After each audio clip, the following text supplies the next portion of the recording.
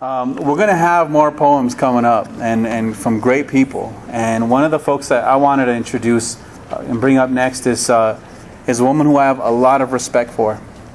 Somebody who I look up to. Somebody who helps guide me.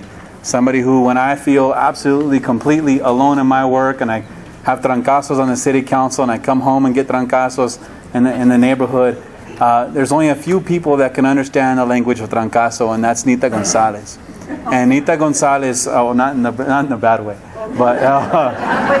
but in a way that she understands, she really understands a lot of what this movement is about. Why? Because she was a part of it. And because were it not for people like Nita Gonzales, right, there wouldn't be a Crisanta Duran or Alisa, right, or any one of us. So, okay, sorry. So, without further ado, I want to introduce a great leader in our community, Ms. Nita Gonzales.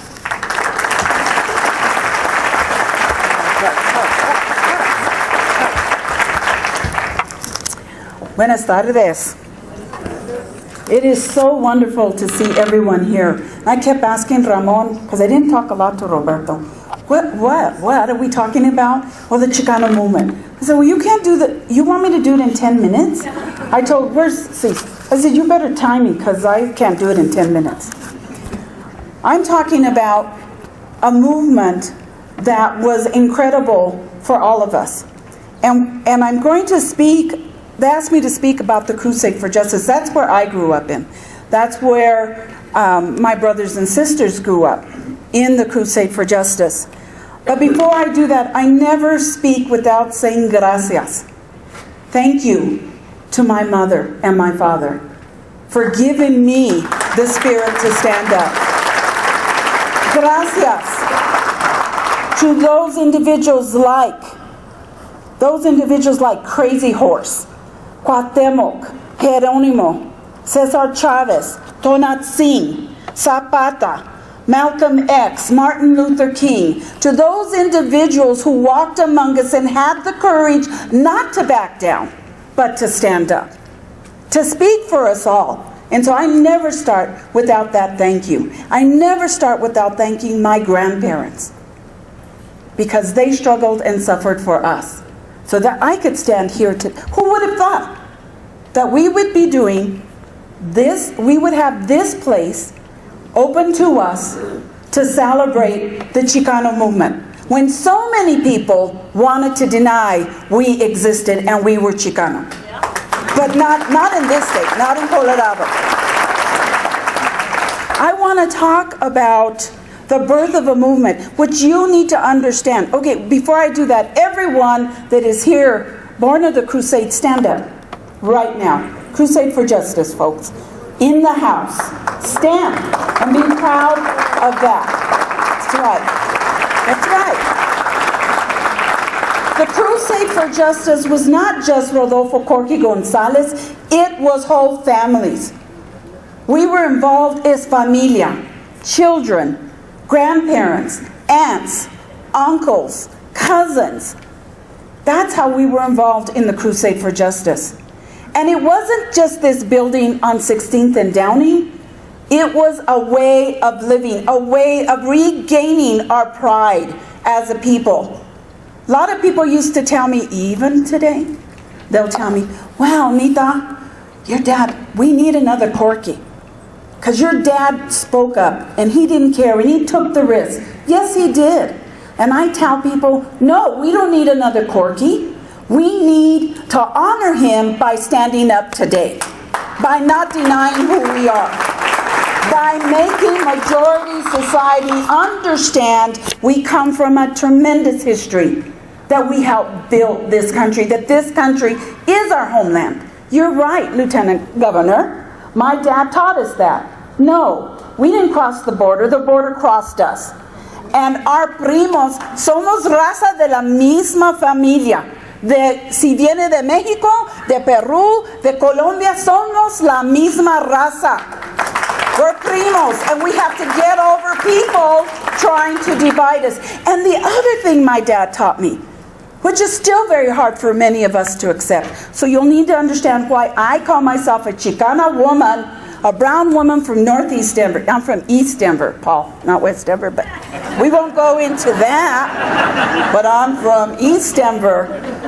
And the reason I call myself Chicana, not Hispana, not Latina, but Chicana, because my mother comes from San Luis and her mother comes from old families and old traditions and from an indigenous part of us that we want to deny. We are indigenous. We can, when I say I'm Hispana, I deny my grandmother and my great-grandmother. I refuse to do that, and my grandfather, who are Pueblo Navajo Apache. So guess what? I do have that blood, and for a long time we denied that. Well, the Crusade for Justice and Chicano movement made us understand and be proud of who we are. Raza Indigena. So when someone tells me, you go back to Mexico, you go back to wherever, I say, excuse me, I didn't cross over on any ship or no ocean. My ancestors' bones are here on one side of us thousands of years, and on another side of us for over 500 years. And that's what we have to remember, and that's what the Crusade gave us. What else did it give us?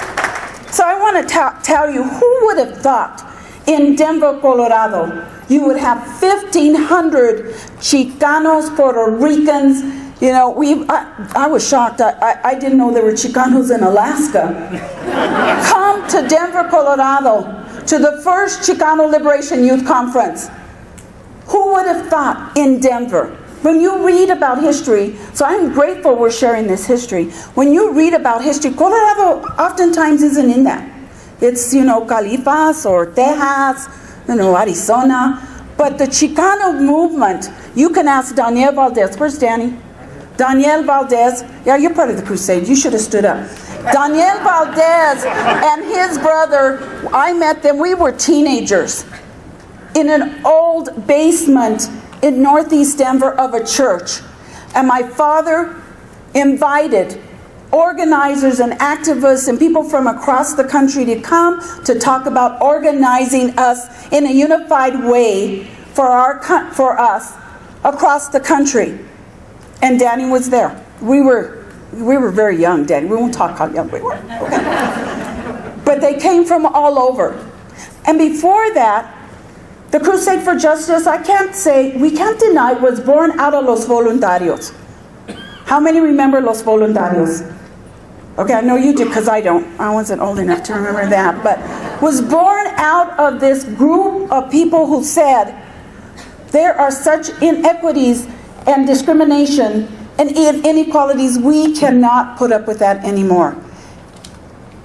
But there's a reality that occurred in that time of activism.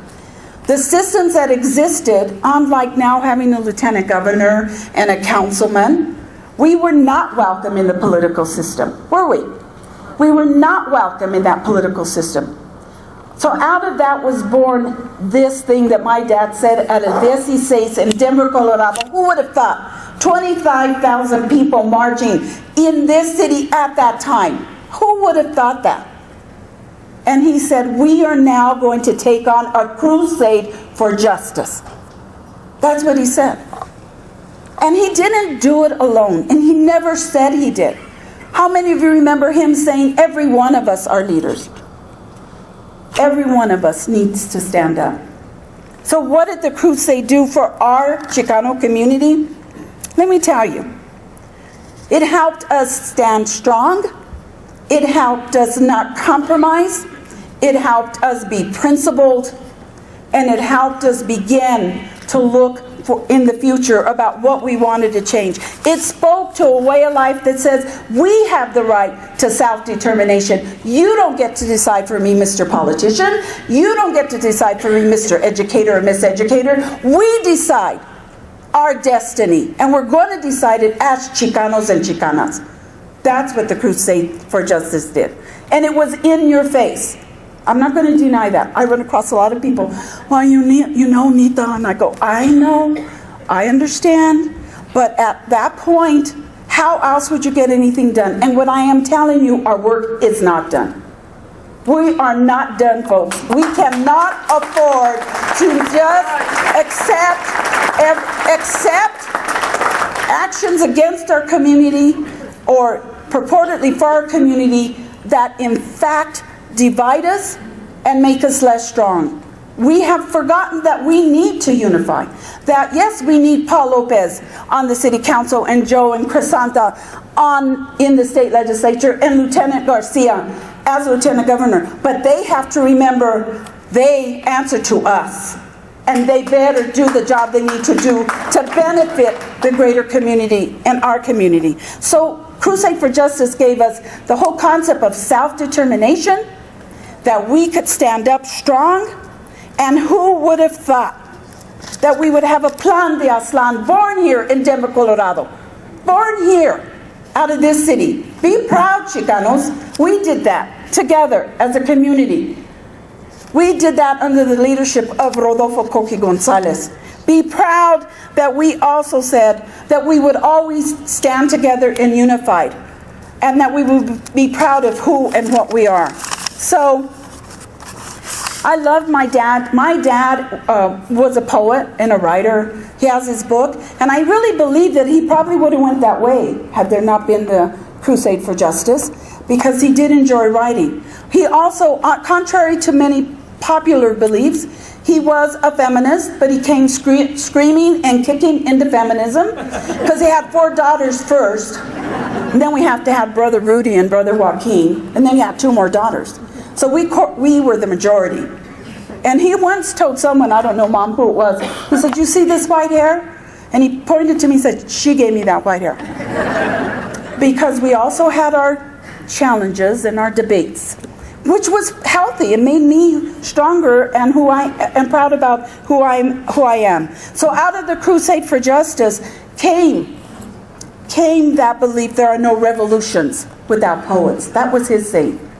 Came that support that he gave to Teatro, Ballet Chicano de Aztlán. We created a bookstore, El Gallo, the newspaper. We had the Aztlanecos. I mean, it was, that whole concept right now, they talk about the whole child or whole person. Well, at the Crusade, that's how it operated. You had danzan, you had dance, you had sports, the Aztlanecos. Many young men grew up boxing, going to the Golden Gloves. So what I want to end is with this, a little bit from his poem, although many have read it. But what I want you to know is I read it still almost every other day, particularly when I need some support. I have to say, okay, remember what we're about here. But more importantly, what the Crusade for Justice was, and the Chicano movement overall, it was a national movement. And Denver, Colorado played an incredible role in that movement. But our work is not done. Our work is not done. And we still have much more to do to ensure that our community is well represented and our community is respected, and that our young people know they have every right to determine their destiny and the destiny of our community in the future. So I love this part because this is what I have to read to myself every once in a while, particularly when you're dealing with teenagers that drive you crazy at Escuela Tlatelolco, that want to box and other things with each other. And if I have to sit them down, I make them read the poem and explain to me what it means to them. And now the trumpet sounds.